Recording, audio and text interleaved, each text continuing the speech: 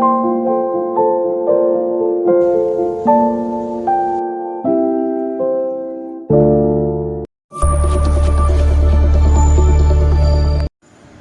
હર મહાદેવ, જય માતાજી, જય શ્રી કૃષ્ણ. કેમ છો બધા? મજામાં જ હશો ને? હું પણ મજામાં જ છું.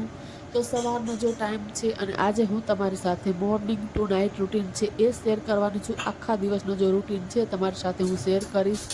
તો જો સવારનો ટાઈમ છે, ઘરના જે બધા અડધા કામકાજ છે એ કમ્પ્લીટ કરી લીધા છે. આપણે તો હોમ મેકરની એ જ લાઈફસ્ટાઈલ હોય છે, ડેલી રૂટીનના એ જ કામો હોય છે. તો અડધા કામો મેં કરી લીધા છે ને આ મારી ઇન્સ્ટાગ્રામ આઈડી છે અંજલિ વ્લોગ 11. તમે ઈચ્છો તો ત્યાં પણ મને ફોલો કરી શકો છો. ત્યાં પણ હું રીલ્સ અપલોડ કરું છું. તો જો ગાજરને લાંબા ચીરિયામાં આવી રીતના મેં ઊભા કટ કરી લીધા છે અને એની અંદર મેં હળદર પાવડર અને મીઠું નાખીને મિક્સ કરી લીધું છે. પછી એને હું સવારના જે તડકો નીકળે છે કુમળો એની અંદર બારે મૂકી દઉં છું. એટલે સરસ મજાની આપણી ચીરું છે એની અંદર જે ટેસ્ટ છે બહુ જ સરસ આવે છે. હું એટલે આવી રીતે કંઈક કરું છું. તો બહુ ફૂલ તડકામાં નથી મૂકતી, તો આવી રીતના હલકા કુમળા તડકામાં બસ નીચે જ હું આંગળામાં જ મૂકી દઉં છું. તો તેને પણ મેં બહાર મૂકી દીધી છે. અને પછી જો આ બેરની સિઝન આવી ગઈ છે તો સરસ મજાના તાજા તાજા બોર આવી ગયા છે. તો એને મેં ટ્રાન્સફર કરી બાઉલમાં મૂકી દીધા છે. તો આજે બધી આવી રીતનું કાંઈક કિચનનો જો રૂટીન છે એની સાથે મારું કામ ચાલુ થયું છે. અને પછી જો માર્કેટ ગઈ હતી ને તો પાસ્તા લઈ આવી હતી. તો બીજું ચાલો સાથે સાથે એને પણ ડબ્બામાં ટ્રાન્સફર કરી દઉં એટલે બધી વસ્તુ જે બહાર પડી હોય તો બસ સારી રીતે સચવાઈ જાય. અહીંયા જો પાસ્તા છે એને પણ મેં ડબ્બામાં ભરી દીધા છે. તો બસ આવી રીતના રોજના ડેલી રૂટીનના જે કામો છે આપણા હાઉસવાઈફના ચાલ્યા કરે છે. અને જો અહીંયા કરે બધું કિચન છે અસ્તવ્યસ્ત પડ્યું છે. તો મેં કીધું ચાલો એને થોડુંક સારી રીતે ઓર્ગેનાઇઝ કરી દઈએ. કેમ કે બધી જ વસ્તુ બહાર પડી છે પ્લેટફોર્મ ઉપર. તો આ દૂધ છે એને હું ફ્રીજમાં મૂકી દઈશ અને જે વાસણ છે ત્યાં મૂકતી જાઉં છું ધોવા માટે. હજી ચા બનાવીને રાખી જ છે મારા હસબન્ડ માટે. મેં કીધું ચાલો વ્લોગની કરીએ શરૂઆત. એટલે જો અહીંયા ચાય હું આ બાજુ મૂકી દઉં છું, એ પૂજા કરે છે. એટલે મેં કીધું ત્યાં સુધી હું મારું જે કામ છે એ કરતી થાઉં એટલે ટાઈમ વેસ્ટ બી ન જાય અને મારું કામ બી થઈ જાય. અને આ જો કાચની બાયડી ધોઈ કરી લૂછી ને કોરી કરીને મૂકી છે. આજી ગાજરની ચૂરું બનાવવાની છે એની અંદર રાખીશ. અને રાતે ડ્રાયફ્રૂટ પલાળીને રાખ્યા છે મેં, તો મારા ખાઈ લીધા છે. બસ મારા હસબન્ડ માટે છે એ રાખ્યા છે. ત્યાં સુધી હું કિચન ક્લીન છે એ કરી લઉં છું. કેમ કે આપણે રોજે રોજ સફાઈ કરીએ જ છીએ, પણ મારો જો આ કાઉન્ટર ટોપ બ્લેક કલરનું છે તો આપણને સવારના ટાઈમ એકવાર હું સાફ કરી જ લઉં છું. કેમ કે ધૂળ એની ઉપર દેખાય જ છે, ડસ્ટ, કેમ કે બ્લેક ઉપર જલ્દીથી દેખાઈ જાય છે. તો જો ચીર સાંજે કરવાની છે એટલે મેં ચાલો ચટણી સવારે બનાવી જ લઉં. અત્યારે કિચનમાં હતી તો મેં કીધું ચાલો કમ્પ્લીટ કરી જ લઉં. લસણ જો ફોલેલ રેડી છે અને અમારી પાસે આવા 2 ખાંડલી દસ્તા છે. તો આ જે માર્બલનો છે એ હું બધું કે જે આપણને એલચી ને તજ ને મરી ને જેમ કે બધી એના માટે જ યુઝ કરું છું. અને આ મેં લસણ ને એવું બધું કરવા માટે આ અલગ રાખ્યો છે. કેમ કે પછી આપણે એલચીમાં ને એમાં જો યુઝ કરીએ તો ક્યારેક ક્યારેક લસણની ને સ્મેલ બેસી જાય છે. એટલે હું ખડા મસાલા માટે મેં અલગ રાખ્યો છે અને આના માટે બી અલગ રાખ્યો છે. તો જો અહીંયા આગળ મીઠું નાખીને લસણને મેં દરદરું પીસી લીધું છે. પછી કાશ્મીરી લાલ મરચું છે એ નાખ્યું છે. 1 ચમચી ખાંડ નાખી છે. પછી સરસ મજાનું થોડુંક પાણી નાખીને એને સારી રીતે આમ મસળીને એકદમ સરસ રીતે ચટણી છે બનાવી લેશું. આવી રીતના હાથેથી જે ચટણી બને છે એનો સ્વાદ એકદમ અલગ જ લાગે છે. આપણે મિક્સરમાં બનાવી છીએ એનો ટેસ્ટ બી આના જેવો નથી લાગતો. એટલે હું આવી રીતે જ કંઈક કરું છું.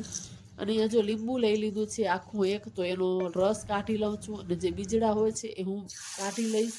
પછી આપણે અહીંયા ચટણીનો વઘાર કરી લેશું. તો તેલ ગરમ કરી અને મારે આજે ચટણીમાં જો છે ને રાઈ જીરું નથી નાખવાનું. કેમ કે મારે ખાલી ચીર ભેરવવા માટે કરવાની છે ને, એટલે જો હું એમ જ ચટણીનો વઘાર કરું તો હું રાઈ જીરુંથી વઘાર કરું છું.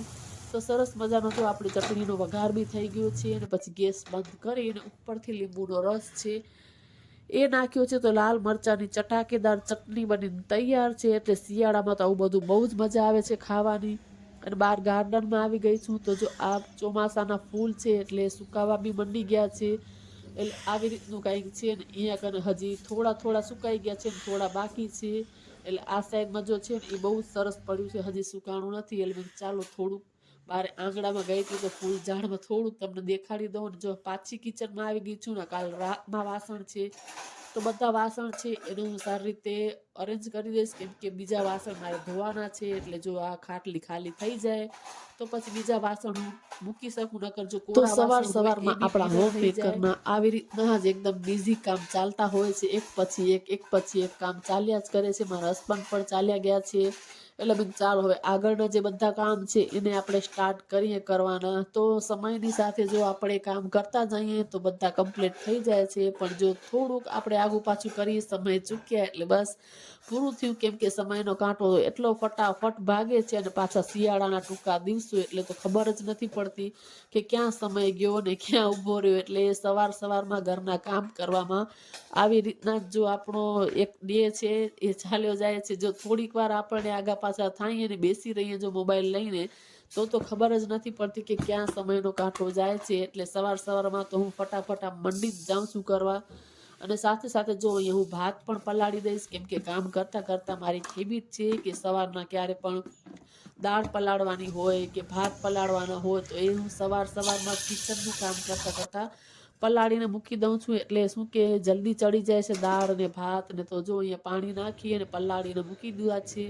હવે ત્યાં સુધી મારે આમ કિચન તો બધું લૂછીને કમ્પ્લીટ કરી લીધું છે, પણ જેટલા બધા વાસણ છે એ મારે કરવાના છે. અને આ કપ બી કાલ રાત્રે મેં એમ જ મૂકી દીધો હતો, કેમ કે રાત્રે હું સૂતી ત્યારે મેં ગ્રીન ટી પીધી હતી. પછી રાત્રે આપણને આળસ આવી જાય ક્યારેક એક જ કપ છે, હવે ક્યાં ધોવાનું. એટલે પછી મેં કીધું ચાલો સવારે અને જ થઈ જશે. સાથે હવે અહીંયા હું લોટ પણ બાંધી લઈશ, એટલે એક્સ્ટ્રા જેટલા બધા વાસણો એક સાથે જ થઈ જાય. એટલે બપોરના પછી એટલા ઓછા વાસણ. એટલે મારી એવી એક હેબિટ છે કે જેટલા બને ને એટલા હું બધા વાસણ એક સાથે આમ કાઢી નાખું છું, એટલે બધા એક સાથે જ થઈ જાય. તો જો બધા જો વાસણ છે ને એમ થાય કે ભેગા થઈ જાય તો એટલા પછી આમ કે ઓછા થાય જેમ બને. એટલે મારી હેબિટ જ છે કે હું જેમ બને ને બધા વધારાના વાસણ કરતી જાઉં છું, તો પછી આપણા માટે જેમ કે કામ થોડુંક ઓછું થઈ જાય છે. તો જો સાથે હું પછી કિચન બી ક્લીન કરતી આવું છું. તો આવી રીતના જો આપણે થોડુંક ડેલી રૂટીનમાં જો આમ રાખીએ સફાઈ કરવાનું, તો પછી કામ બહુ વધતું નથી. નહીં તો જો ન કરીએ ને તો પછી એક સાથે એટલું બધું કામ થઈ જાય છે જે આપણાથી મેનેજ નથી થતું. એટલે બસ હું કંઈક આવી રીતના થોડું કરતી હોઉં છું. ક્યારેક રહી બી જાય છે, એવું નથી, કેમ કે ક્યારેક આપણને આળસ આવી જાય તો ના બી થાય. તો જો અહીંયા કારણે અડધી રસોઈ મારી થઈ ગઈ છે. પછી મેં ચાલો સાથે કિચન ક્લીન છે એ બી કરી લઉં છું. એટલે બપોરના પછી સામેની દિવાલ ને એટલું બધું મારે ના કરવું પડે. એટલે મારી કાઉન્ટર ટોપ જ્યારે બી હું કરું ત્યારે સામે થોડોક હાથ મારી દઈએ, એટલે જે બી ધૂળ ને ડસ્ટ ને હોય ને એ વાંધો ના આવે. બધું થોડી વાર મેં આરામ કર્યો. આજે હું સૂતી નથી, કેમ કે 3:30 વાગ્યાનો ટાઈમ છે અત્યારે. તો મેં થોડી વાર એમ જ બસ આડી પડી હતી, અને મેં બધા પ્લાન્ટ્સ છે ને એમાં આજ પાણી દેવાનું છે. એટલે જો આ ગાજરની ચીર બહારથી લઈ આવી છું, એટલે મારા કાઉન્ટર ટોપ ઉપર અત્યારે કુમળો તડકો આવે છે તો ત્યાં મૂકી દીધું છે. અને બહાર બધા જે પ્લાન્ટ્સ છે એની અંદર અત્યારે પાણી દેવાનું છે, કેમ કે જો શિયાળાનો ટાઈમ છે ને તો સવારે હું પાણી નથી દેતી, કેમ કે ઠંડી હોય છે. અને સાંજના સમયે બી થોડુંક ઠંડા જેવું હોય છે. એટલે હું બધા પ્લાન્ટ્સમાં જે પાણી દેવાનો ટાઈમિંગ છે ને બપોરનો કરી નાખ્યો છે. અને આ જો કસ્ટર્ડ પાવડરનો ડબ્બો છે, જેને મેં કટ કરીને આવી રીતના આની કટિંગ લગાવી હતી. તો સરસ મજાની કટિંગ છે ને એકદમ ગ્રો કરી ગઈ છે. અને બધામાંથી આવી રીતે મેં થોડી જેવી ગ્રો થાય ને એટલે કટિંગ કરીને બીજા કુંડામાં એવી રીતે લગાવી છે. એ બી હું તમને દેખાડું આગળ પછી. તો જો થોડું પાણી દઈને સારી રીતે એને હું ધોઈ નાખીશ, એટલે સરસ એકદમ ફ્રેશ થઈ જાય બધા પ્લાન્ટ્સ. તો આવી રીતના કંઈક હું બધા પ્લાન્ટ્સને જો પાણી છે ને દઈ દઈશ. અમે થોડોક શિયાળાનો ટાઈમ છે ને થોડાક પ્લાન્ટ્સ બધા એવા થઈ જ જાય ઠંડીના કારણે. એટલે મેં કીધું જો આ ઢાંકણું છે કસ્ટર્ડ પાવડરનું, જે એની અંદર મેં આ પ્લાન્ટ્સ છે ને આવી રીતના ઉગાડી દીધા છે.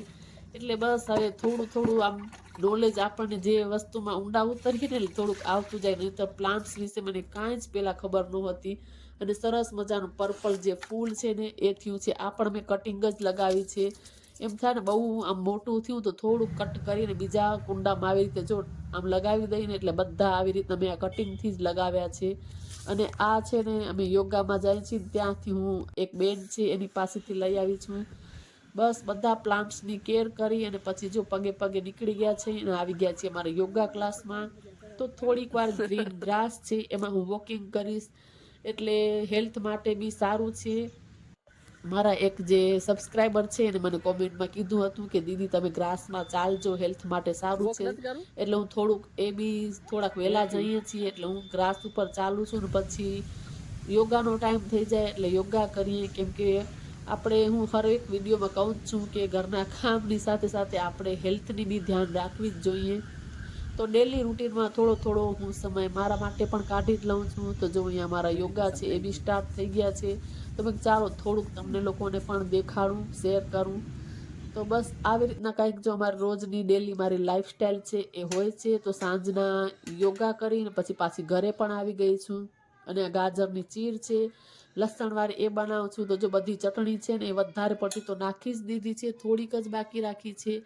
અને સિંગ તેલ છે ને એ 2 થી 2.5 પાવડા મેં સિંગ તેલના નાખ્યા છે. તમે કોઈ પણ તેલ યુઝ કરી શકો છો. અમે છે ને સિંગ તેલ યુઝ કરીએ છીએ એટલે હું એ જ નાખું છું. તમે જે પણ યુઝ કરતા હો એ નાખી શકો છો, પણ આમાં વધારે સિંગ તેલ સારું લાગે છે. તો સરસ મજાની જો ગાજરની લાલ ચટાકેદાર લસણવાળી ચીરું બનીને તૈયાર છે.